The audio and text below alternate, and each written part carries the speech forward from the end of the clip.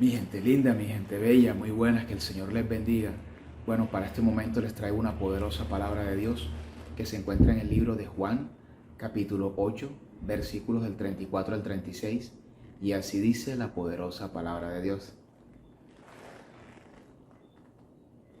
Jesús les respondió: de cierto os digo, que todo aquel que hace pecado, esclavo es del pecado.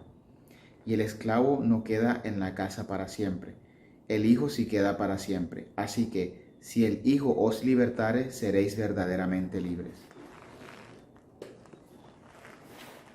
El título para este mensaje de hoy es El que rompe las cadenas. Aquí en esta escena Jesús estaba hablando con los fariseos. Ellos, pues, la verdad y tristemente, se creían en un estatus espiritual más avanzado que los demás, al punto de que en ellos había mucha, bueno, no en todos, pero sí en muchos de ellos había orgullo, prepotencia, al creerse más que otras personas. Y obviamente para ellos la palabra esclavitud no pertenecía a su léxico, porque ellos no se consideraban esclavos, ellos se consideraban libres. Sí, quizás no eran esclavos de un amo o de un señor de carne y hueso, aunque es irónico porque en ese momento, cuando Jesús vivió entre personas que caminó 100% hombre, 100% Dios, siendo 100% hombre, siendo 100% Dios, eh, Israel estaba bajo el dominio del Imperio Romano. Pero bueno, entonces los fariseos decían que ellos no eran esclavos. Pero Jesús se refería a una esclavitud mucho más allá de una esclavitud humana, de una esclavitud de pronto de amo y siervo. Se refería a la esclavitud, a la atadura que ha atormentado al ser humano desde sus inicios hasta ahora, el cual es el pecado. El pecado que fue el que destituyó al ser humano de la gloria de Dios.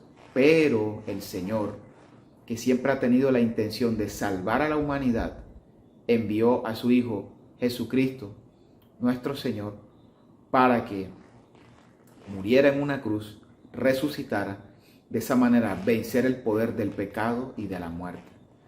Entonces, una persona quizás no sea esclava, digamos, porque no está sometido a una esclavitud humana, pero puede ser esclavo de pecados que pueden ser materializados en iras, desenfrenos, mentiras, en fin, muchas cosas, tantas, y la lista puede ser interminable.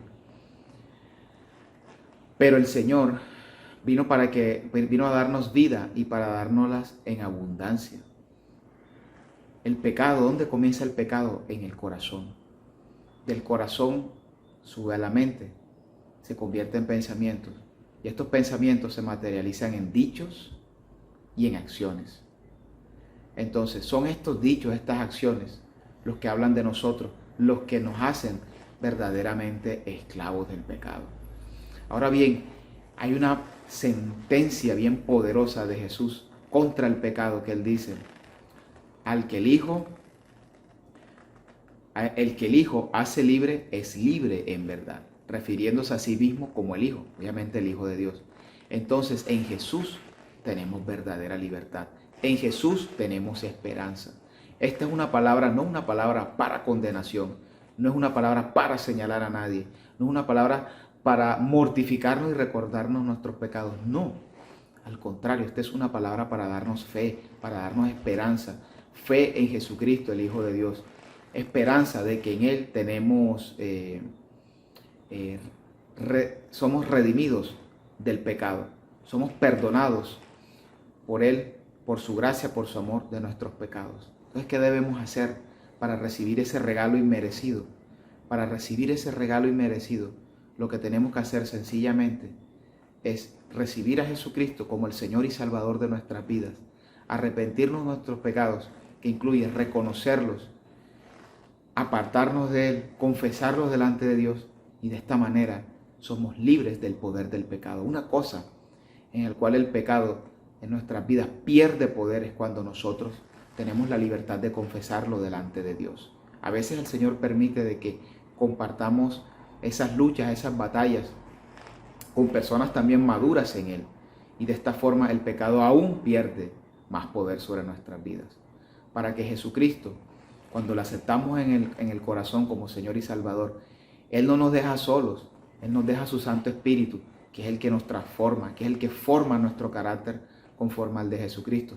Ya no para venir y aparentar o llenarnos de orgullo y de jactancia, no, al contrario, para ser humildes, porque Jesús, recordemos lo que Él dijo, Él vino a servir y no a ser servido, mostrando que el ser más poderoso que ha existido, que existe y que existirá, tiene una gran humildad y amor por su gente, amor por nosotros, por todo lo que hemos sido creados por Él. Tomemos la sabia decisión.